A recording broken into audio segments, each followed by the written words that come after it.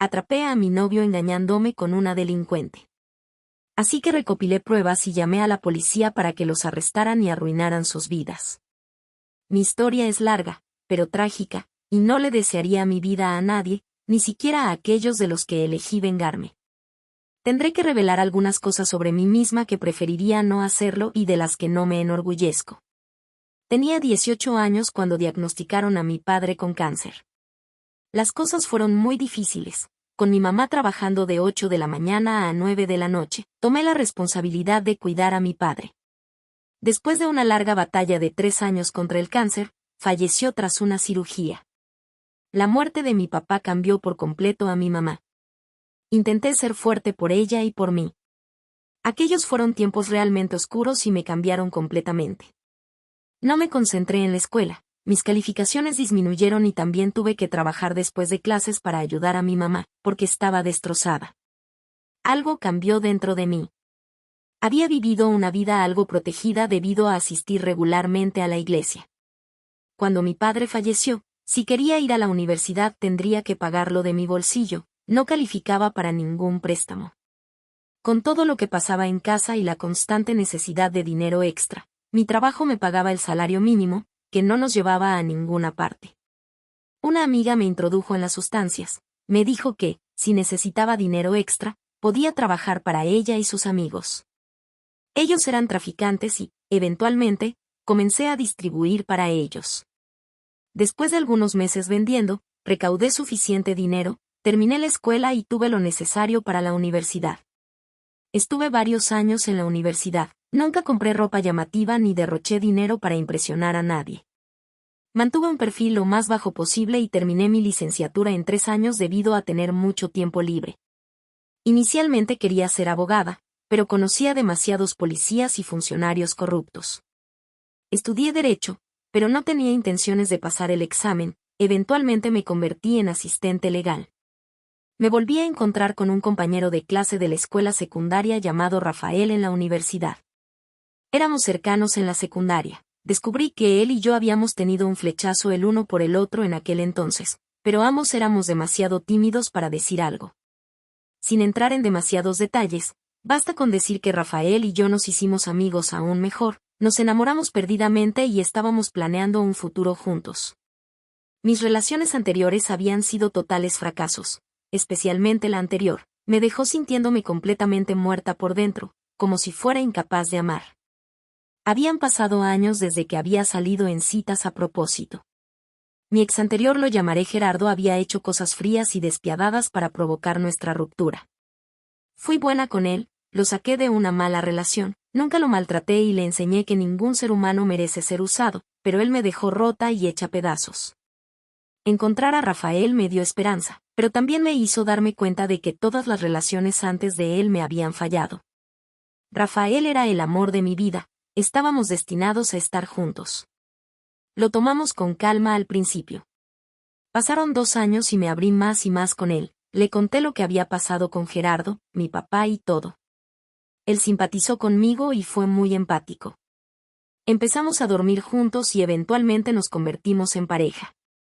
Parecía apreciar que realmente escuchara, hablara con honestidad y lo protegiera. Dijo que me amaba y yo que lo amaba. Nunca le conté cómo pagué la universidad ni las cosas que vi o hice. Él no necesitaba saberlo, tenía miedo de que eso hubiera arruinado las cosas con él. Nos amábamos y ya teníamos planes de comenzar una familia. Unos meses después ocurrió el desastre, mi madre tuvo un terrible accidente, fue aplastada por una gran mueble. Fue bastante grave. Los vecinos que la encontraron la llevaron al hospital. Tuvo que someterse a pruebas médicas, sufrió muchas lesiones y algunos huesos rotos. Descubrieron que mi mamá tenía un problema cardíaco. Las pruebas eran para ver si podían hacer algo por ella. Una semana después recibimos la buena noticia de si podrían hacer algo por ella, pero también malas noticias. Durante las pruebas identificaron 5 pequeñas masas alrededor de su riñón izquierdo con alta probabilidad de que fueran tumores malignos. Los médicos hicieron una biopsia y descubrieron que tenía cáncer de riñón. Comenzó el tratamiento y supe que tenía que centrarme en mi madre. Las cosas iban muy bien con Rafael, nos habíamos mudado juntos. Era una ciudad a unos 30 km de la casa de mi mamá. Cuando le conté a Rafael sobre mi madre, expresó preocupación y apoyo. Cuando le expliqué qué significaba que nos veríamos menos, me aseguró que no tenía deseos de poner las cosas entre nosotros en espera. Dijo que quería estar allí para mí de cualquier manera que no fuera como mi apoyo emocional. Le insistí a Rafael que, si decidía que quería tomar un descanso o pensaba que podría estar interesado en alguien que conociera, me lo dijera y lo entendería. Me aseguró que me valoraba y que nadie podría ocupar mi lugar. Mi madre comenzó la quimioterapia. Inicialmente parecía no tener ninguno de los horribles efectos secundarios. Entrado el segundo mes fue cuando notó debilidad y pérdida de apetito. Hablaba y mandaba mensajes a Rafael varias veces al día, todos los días. Él me escribía preguntando cómo estaba mi mamá tan pronto como se despertaba cada mañana, y a menudo pasábamos horas antes de quedarnos dormidos hablando, diciéndonos cuánto nos extrañábamos. Nos veíamos y pasábamos la noche juntos aproximadamente cada 2 semanas, pero todo parecía bien cuando lo hacíamos. La condición de mi madre empeoró, así que le dije a Rafael que podía salir con amigos y disfrutar de la vida mientras comenzaba el verano. Sabía que Rafael disfrutaría de las actividades al aire libre incluso sin mí. La salud cada vez más precaria de mi madre ese verano significaba que no había diversión al sol para mí. Rafael salía con amigos y me encantaba escuchar sobre las tonterías que él y sus amigos hacían. Siempre expresaba preocupación y tristeza cuando le contaba lo que estaba sucediendo con mi mamá. La quimioterapia estaba matando las células cancerosas. Sin embargo, ella se volvía cada vez más frágil. Me di cuenta de que el cáncer ya no estaba destruyendo a mi madre, la medicina lo estaba haciendo. Necesitaba tomar un descanso, así que un grupo de amigos de mi mamá vino a quedarse con ella para darme un poco de tiempo libre. Llamé a Rafael mientras me acercaba a su ciudad, me dio la dirección de donde él y sus amigos se reunirían. Cuando llegué, vi a la mayoría de sus amigos, a quienes ya conocía.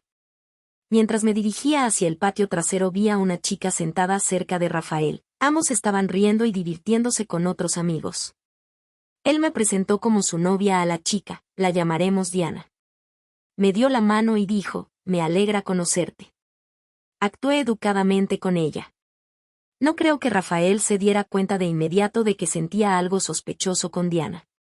Estoy segura de que muchas personas tienen una corazonada al encontrarse con alguien sospechoso. Debido a mi actividad criminal muchos años atrás, supongo que uno sabe reconocer a otro. Un instinto me dijo que había algo turbio en Diana. Sabía que era nueva en su grupo de amigos, ninguno de ellos, incluyendo a Rafael, la conocía desde hacía más de unos meses. Para ser clara, lo que experimentaba en ese momento no eran celos, ya que Rafael tenía muchas amigas mujeres a las cuales realmente apreciaba. Pero había algo que percibía en Diana que me hacía ser un poco escéptica sobre su carácter. Intenté ignorarla, considerando ese sentimiento como celos. Comencé a hablar con Rafael y sus amigos, tratando de tranquilizar mi mente. Observaba a Diana desde lejos e interactuaba con ella cordialmente. Rafael y yo nos quedamos en su casa esa noche antes de que tuviera que irme y regresar a casa. Durante las siguientes semanas la condición de mi madre continuó empeorando. Rafael y yo hablábamos y mandábamos mensajes. En retrospectiva, ahora me doy cuenta de que yo iniciaba la mayoría de nuestra comunicación, pero en ese momento no estaba llevando un registro. Un día algunos familiares se ofrecieron como voluntarios para cuidar de mi mamá y darme un descanso. Me dirigí a ver a Rafael, llamándolo en el camino. Él me dijo en qué restaurante él y sus amigos iban a cenar, así que me dirigí allí. Estaba estacionándome y vi a Diana subirse a un automóvil negro de modelo reciente. Se fue, aunque no me vio, ya que no estaba familiarizado con mi automóvil. Entré donde Rafael y sus amigos, que me saludaron con abrazos y palabras de simpatía y ánimo. Todos cenamos y tomamos algunas copas antes de que Rafael y yo volviéramos a su casa. Antes de acostarnos le pregunté casualmente por qué Diana se había ido antes de que pudiera saludarla. Rafael dijo que no tenía idea y que ni siquiera sabía si Diana había estado en el restaurante. El restaurante estaba en un centro comercial con varias otras tiendas. Pensé que tal vez había salido de una de esas tiendas y ni Rafael ni sus amigos la habían visto. De todos modos, nuevamente me quedé con él esa noche antes de regresar a mi casa alrededor del mediodía del día siguiente. Mi madre se puso gravemente enferma y tuvo que ser trasladada al hospital en ambulancia. Tenía neumonía y estaba extremadamente débil debido a la quimioterapia, susceptible a muchas enfermedades. Durante 4 semanas estuvo hospitalizada. Le dieron muchos medicamentos, pero su condición empeoraba cada día. No era bueno verla así. Finalmente los médicos me informaron que tenía como máximo 2 semanas para vivir. Sabía que no quería dejar este mundo en esa sombría habitación de hospital, así que el personal me dijo que la llevara a casa, para que sus últimos días fueran lo más pacífico posible. Cuando todo estuvo listo, llevamos a mi mamá a casa. Aunque extremadamente débil, se alegró de ver su casa en un entorno familiar una vez más. Ambas sabíamos que no le quedaba mucho tiempo de vida. Aunque tenía miedo, me dijo que quería que fuera fuerte por ella y también me dijo que estaba lista para irse y ver a mi papá nuevamente después de tanto tiempo. Conseguí que una amiga de la iglesia de mi mamá la cuidara durante unas horas. Me subí a mi auto y conduje para ver a Rafael sin llamar. No llamé porque estaba llorando mucho, ver sufrir a mi mamá era abrumador. No habría podido hablar. Cuando llegué, debido a la inminente muerte de mi madre, en ese momento sabía que Rafael sabría qué decir para reconfortarme. Llegué a la casa de Rafael, vi un automóvil negro estacionado detrás de su auto. No le di importancia, ya que estaba centrada en perder pronto a mi querida madre. Usé la llave que él me había dado para entrar a la casa, como siempre hacíamos. Escuché música sonando tan pronto como se abrió la puerta, pero no le di mucha importancia porque no vi a nadie en la sala de estar ni en el porche trasero. Mientras caminaba por el pasillo hacia su habitación escuché ruidos provenientes del interior. Me detuve, luego alcancé la manija de la puerta. Me di cuenta de que los sonidos que escuchaba eran sexuales. Mi corazón se hundió aún más. Cuando retiré mi mano sin querer llamar la atención, pero lentamente puse mi mano en la cerradura y abrí la puerta. Me detuve en seco al verlos completamente desnudos, dándose con todo sin darse cuenta de mi presencia. Honestamente, mi primer instinto fue correr a toda velocidad y golpearla de frente, pero sabía que tenía que evitar problemas por el bien de mi madre y mi trabajo, así que retrocedí lentamente, temblando de rabia. Salí de la casa por la parte trasera y fui a mi coche. No fui vista. Simplemente me quedé allí en mi coche, el peso de todo me aplastaba. Media hora después arranqué mi coche y regresé a casa de mi madre. No le conté a nadie lo que acababa de ver. Todos asumieron que mis lágrimas se debían totalmente a mi madre. Por supuesto, en parte lo estaban, pero la traición que acababa de presenciar era algo tan sádico. Luchaba por entender. Sabía que mi madre era mi máxima prioridad, especialmente tan cerca del final. Sin embargo, me sentía tan engañada por Rafael. Sentía una rabia como nunca antes había experimentado. Pensé en llamarlo, decirle lo que había visto y maldecirlo, pero sabía que, si no le importaba ser fiel mientras mi madre estaba en su lecho de muerte, una serie de groserías no lo afectaría. Mi teléfono empezó a sonar y vi que era Rafael llamando. Ignoré la llamada y la tentación de estrellar el teléfono contra la pared. Fui a verificar a mi madre, que estaba en un sueño profundo debido a la morfina que le habían administrado. Me las arreglé para enviarle un mensaje a Rafael diciéndole que estaba muy ocupada con mi madre y que la llamaría más tarde. Después de obligarme a comer y ducharme, las enfermeras vinieron a revisar a mi madre. Después de revisar sus signos vitales me informaron que mi madre moriría en 48 horas. Les agradecí y salí al patio trasero tratando de no perder totalmente la cabeza con todo lo que había sucedido y estaba por suceder. Me las arreglé para enviarle un mensaje a Rafael y decirle que la condición de mi madre seguía siendo la misma. No quería verlo, no quería hablar con él y no quería que apareciera. Le debía a mi madre hacer todo lo posible para asegurar que sus últimos momentos fueran lo más pacíficos posible. La siguiente tarde, justo antes de las 5 de la tarde, mi madre dio su último suspiro conmigo a su lado, sosteniendo su mano mientras su vida se apagaba. Los siguientes 4 días estuve en reuniones con su pastor, haciendo toques finales en la iglesia y el servicio fúnebre. Pero no podía por nada del mundo quitarme las imágenes de Rafael y Diana teniendo relaciones justo frente a mí. Cuanto más lo pensaba, más me enfurecía. Estaba enojada con Rafael, furiosa, Pero recordar cómo Diana había sido tan amistosa conmigo hizo hervir aún más mi sangre. Si no habían sido íntimos cuando la conocí por primera vez, estaban a punto de serlo. Eso me hizo querer saber exactamente quién era esa desgraciada. Pagué a un investigador privado para que hiciera verificaciones de antecedentes sobre Diana. Desde el momento en que la conocí sentí que era mala, de hecho, me enojaba conmigo misma por ignorar mis instintos. El investigador privado, un amigo de la firma para la que trabajaba, me contactó después de una semana con un expediente sobre Diana. Había fotos de fichas policiales de Diana a lo largo de muchos años. Antes de que me arrestaran una vez y de que hiciera algunas cosas despreciables en mi vida, conocí personas que habían hecho cosas horribles intencionalmente y también bajo la influencia de varias sustancias. Aún así, Diana tenía un extenso historial delictivo, varios cargos por conducir bajo los efectos del alcohol, conducción temeraria, receptación de bienes robados, robo con allanamiento. A medida que avanzaba por su historial, los arrestos se volvían más atroces. Descubrí que Diana había salido de prisión bajo libertad condicional anticipada hace aproximadamente 2 años después de cumplir 10 años. Cuando vi que los cargos incluían explotación sexual, admito que me sentí disgustada. Rafael me había traicionado, lo cual ya dolía lo suficiente.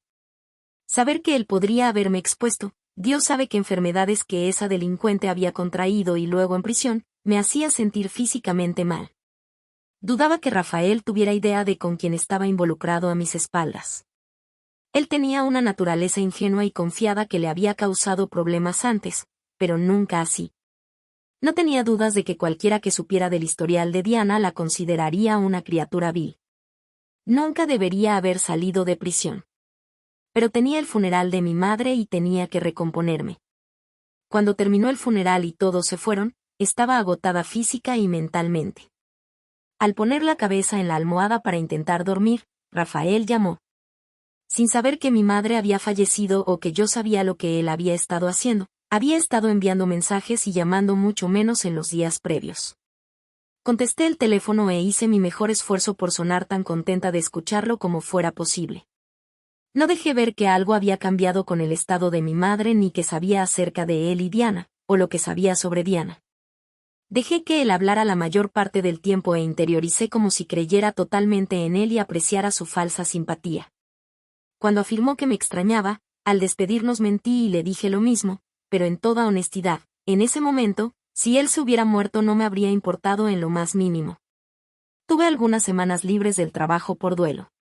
Sabía que las cosas con Rafael habían terminado, pero una parte de mí no podía dejar de luchar con lo cruel que me había tratado, intencional o no. Me alegraba saber la verdad sobre él y Diana antes de que ocurrieran más mentiras y traiciones, pero sentía que lo que ambos me habían hecho en un momento en que luchaba por mantenerme en pie era simplemente incorrecto. Quería venganza. Quería destruir sus vidas y, aún así, nunca dejarles saber que yo tenía algo que ver con ello. Llamé al Departamento de Recursos Humanos y completé la documentación necesaria para estar fuera más de 2 semanas. Honestamente no tenía razón para preocuparme por ser despedida, pero tomé la ruta legal y tenía lo suficiente para pagar mis cuentas durante medio año o más si era necesario. Vengarme de Diana era bastante fácil, ya que estaba en libertad condicional y era una delincuente reincidente. Incluso un cargo menor la enviaría de nuevo a prisión para cumplir su sentencia original, pero no quería que simplemente cumpliera su sentencia original. Quería nuevos cargos que la llevaran tanto tiempo tras las rejas que nunca volviera a ver la libertad. Me encontré con su oficial de libertad condicional en muchas ocasiones y él me conocía lo suficiente como para saber que, si lo hubiera llamado, habría investigado. A la delincuente Diana, con un historial así, sabía que tendría dificultades para conseguir empleo. Si es que lo tenía, dudaba que estuviera empleada legalmente, algo que le permitiera costear ese auto nuevo y el seguro. Estacioné mi coche por la calle de Rafael en un vehículo que él no reconocería. Vi el auto de Diana en su entrada. Me senté en silencio y esperé. Eran alrededor de las 2 de la madrugada cuando escuché que encendía su motor antes de alejarse de su entrada. La seguí casualmente, sin querer que sospechara que la estaban siguiendo. Era hora de que hiciera algunas averiguaciones por mi cuenta. Manteniendo una distancia razonable, la seguí hasta una casa de aspecto descuidado en una parte por debajo del promedio de la ciudad de Rafael.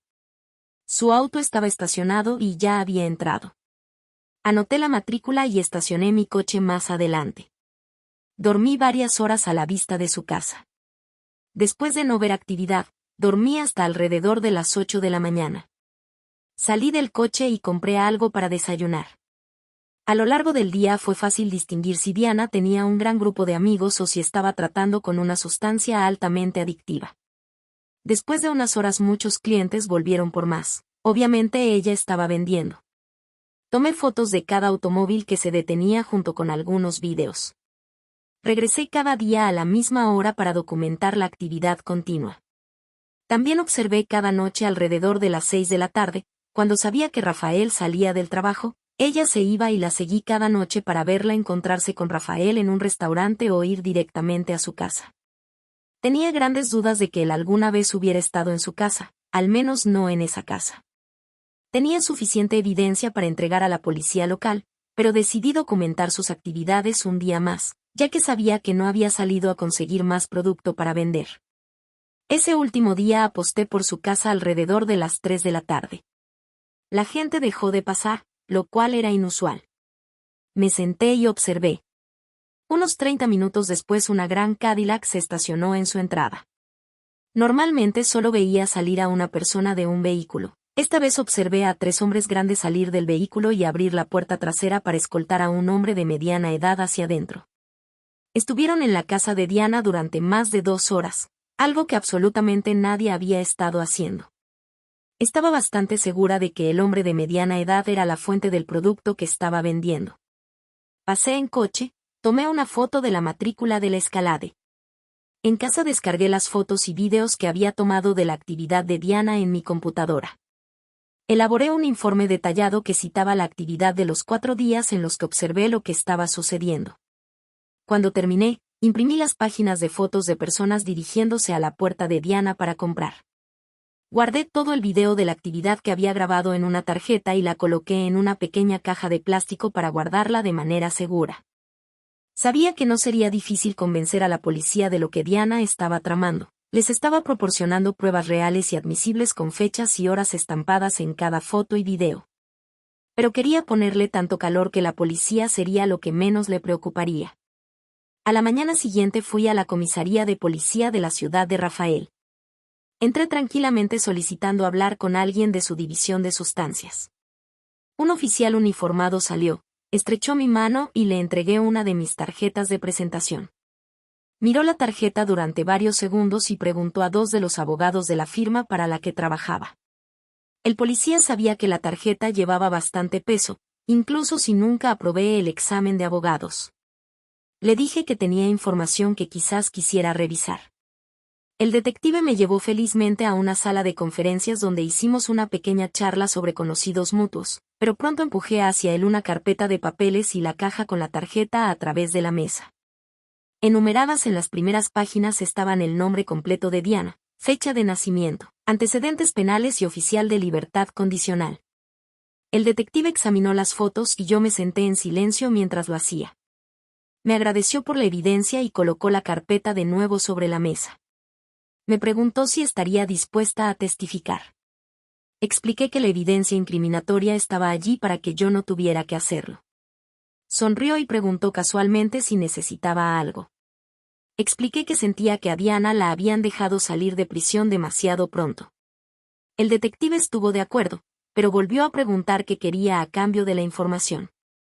Conduje a casa sabiendo que pronto un juez estaría llenando una orden de arresto para Diana. Me mantuve en silencio durante unos días, monitoreando los informes de arresto del periódico local de Rafael en línea. Una mañana la portada mostraba una foto de una Diana muy desconcertada siendo llevada esposada. Mientras nadie cometiera errores estúpidos para liberarla por alguna tecnicidad, estaría cumpliendo su tiempo original más muchos años adicionales. No habían pasado 10 minutos desde que vi la noticia cuando mi teléfono sonó. La identificación del llamante me indicó que era Rafael. Cuando contesté traté de actuar sorprendida y feliz de verlo. Sin siquiera un saludo amistoso, él preguntó cómo no le había avisado que mi madre había fallecido. Había visto el obituario en el periódico de mi ciudad. Respondí que parecía que él estaba ocupado disfrutando de la vida y que no quería arruinarlo con mi dolor. Rápidamente le pregunté por qué no había estado enviando mensajes ni llamando tanto últimamente, lo que lo llevó a cambiar de tema y pedirme vernos. Hice lo imposible por actuar feliz de escucharlo y le dije que lo extrañaba. Le pregunté si podía encontrarse conmigo para cenar en nuestro restaurante favorito en nuestra ciudad y él aceptó de buena gana. Dado que Diana ya no estaba para llenar su tiempo, estaba contento de tenerme de vuelta para llenar el vacío. Me presenté y nos sentamos en el bar y pedimos 2 bebidas a nuestro bartender favorito. Nos conocía como pareja porque siempre dejábamos propinas muy generosas. Cuando llegaron nuestras bebidas me excusé para ir al baño y escribí un breve mensaje en mi teléfono para que el bartender hiciera mis bebidas sin alcohol y las de él dobles. Cuando regresé del baño me senté junto a Rafael en el bar, discutiendo sobre bebidas que habíamos disfrutado pero no habíamos probado en mucho tiempo. Actué como si estuviera buscando la receta de alguna bebida inusual. El bartender se acercó y preguntó si estábamos listos para otra bebida. Le dije que estábamos celebrando después de no vernos por bastante tiempo. Le mostré mi teléfono para que leyera el mensaje preguntándole si sabía cómo hacer esa bebida. Leyó el mensaje y sonrió, acordando que la bebida que había pedido era una especialidad suya. Estoy seguro de que el camarero y Rafael asumieron que él podía emborracharse tanto como quisiera, ya que luego se dirigiría a su casa conmigo. Yo tenía otros planes. Rafael comentó lo fuerte que estaba la suya. Le dije que apenas podía saborear el alcohol en la mía. Pedimos varias bebidas más. Rafael comentó lo borracho que se sentía. Actué confundida diciendo que apenas sentía un zumbido. Después de varias horas pagué nuestra cena y bebidas con una generosa propina. Al salir por la puerta actué como si hubiera recibido una llamada muy importante.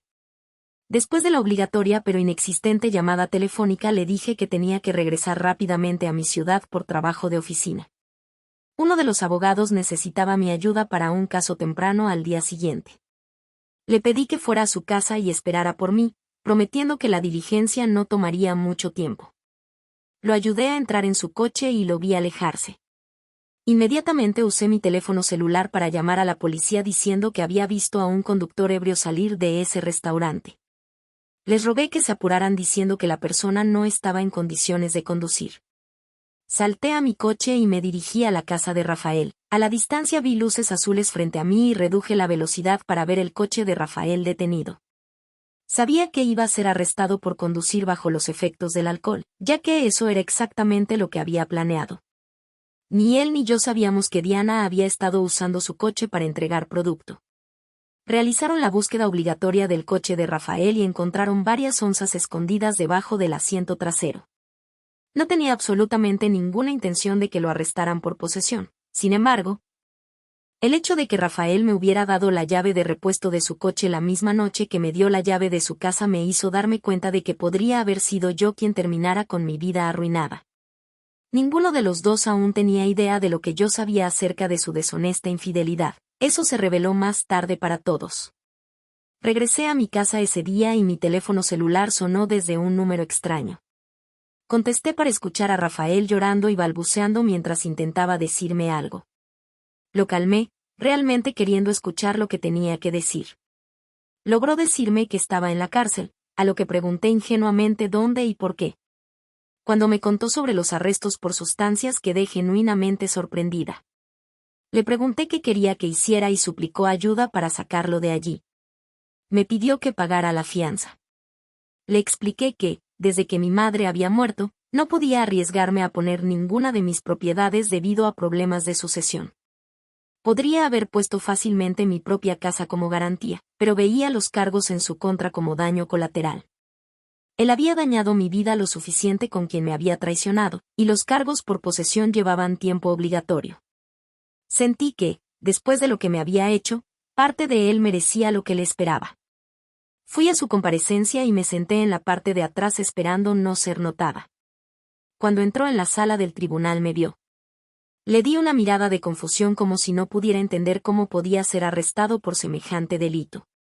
Yo sabía muy bien cómo, por supuesto, pero tenía que actuar totalmente ajena. Cuando trató de explicarle al juez que su novia había sido arrestada por el mismo delito días antes, el juez no quiso escucharlo. Se volvió y me miró con vergüenza y lágrimas en los ojos, dándose cuenta de que sabía que él me había sido infiel. Negué con la cabeza en disgusto mientras lo llevaban. Sabía que cualquier intento de contactarme nuevamente sería una tarea de tontos. La fianza se fijó extremadamente alta para ambos. Diana se declaró culpable y renunció a un juicio en un intento de conseguir clemencia, pero no la obtuvo. El juicio de Rafael tuvo lugar unas semanas después y él aceptó un acuerdo. Recibió 4 años con posibilidad de libertad condicional en 3, pero su carrera terminó cuando salió. Y eso no me importaba en lo más mínimo. Dime qué hubieras hecho tú en mi lugar.